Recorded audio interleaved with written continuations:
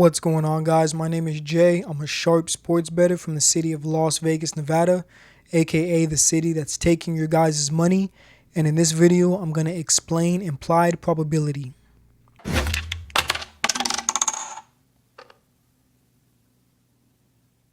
Calculation of implied probability is very simple. It's nothing complicated at all. So let's hypothetically say we go to the sports books and we have Team A listed at minus 175 and Team B listed at plus 145. So we're saying that Team A is the favorite and Team B is the underdog, right? How do we find their implied probabilities? It's very simple. We just use these two formulas up here. This one is for the favorite and the bottom one is for the underdog. So we plug in their odds into their respective formulas, and we're going to get 63.64 for the favorite and 40.82 for the underdog. The actual interpretation of implied probability is very simple. It's nothing complicated to interpret. All it is essentially an approximation of the betting market's perceived likelihood or the probability of a team winning. And this is shaped by the market and offered by the sports books. Okay, so the market shapes this, and the sports books offer the implied probability in the form of betting odds. So all betting odds are implied probabilities that we as bettors can interpret to know how much money we have to wager to win a certain amount. That is all it is, right? And you'll notice that the implied probabilities do not add up to 1, right, of a dichotomous outcome. So in this example, this 63.64 and this 40.82 sum up to a number that's greater than 100. It sums up to 104.46, right? That's the vig. That's the juice, right? That's the tax that we have to pay as sports bettors. And there are different ways to do what's called de-vigging the line, where you get a more accurate representation of the betting market's implied probability, right?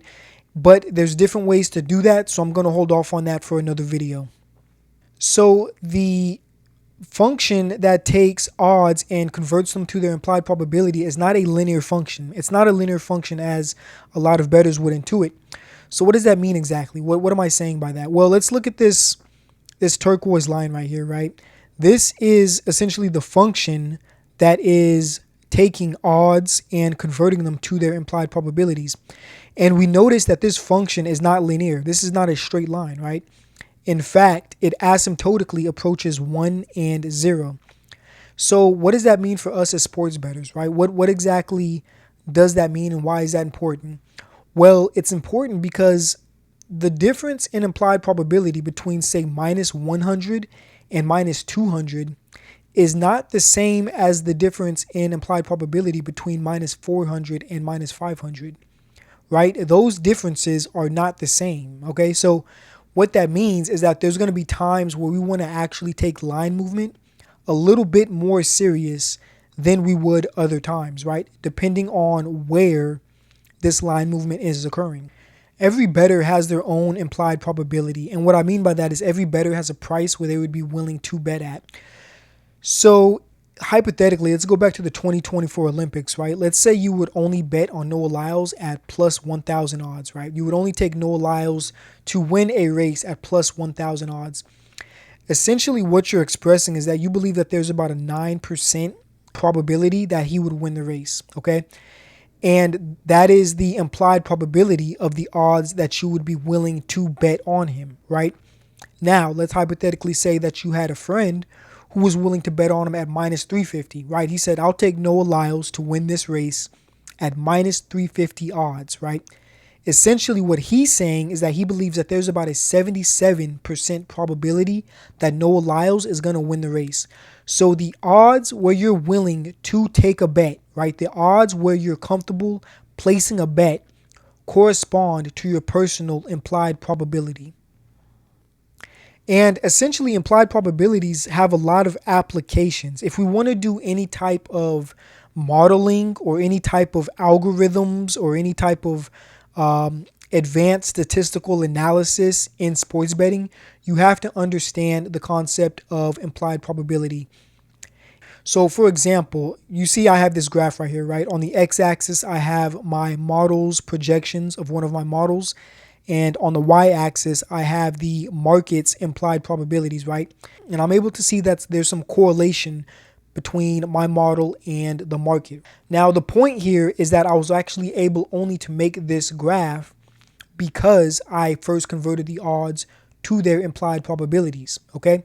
So anything that we want to do, like any type of modeling, any type of algorithms, anything we want to build, right, regarding sports betting is going to be predicated on us understanding the implied probabilities. Okay, we have to know how to convert odds to their implied probabilities.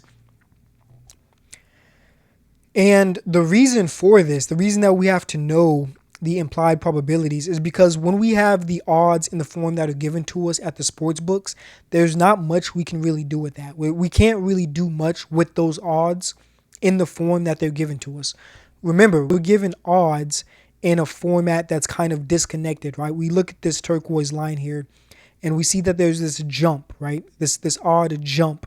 So we can't really do any type of analysis because we're given this odd disconnected graph, right? The disconnected set. But when we convert the odds to their implied probabilities, we're now working on a clean, connected 0 to 1 interval, right? It's a connected set and we can actually do real work, right? Essentially, we're taking a disconnected set and we're mapping it to a clean, continuous interval where we can actually do real quantitative analysis and some real work in sports betting, right? And that is it. That is what implied probabilities are. Again, the interpretation is essentially the sentiment of the betting market, right? That is the interpretation of the implied probability. So hopefully this was clear, this was concise, and this made sense, and you guys got something out of it. Feel free to like, share, drop a comment down below. Thank you guys for watching, and I'll see you guys in the next one.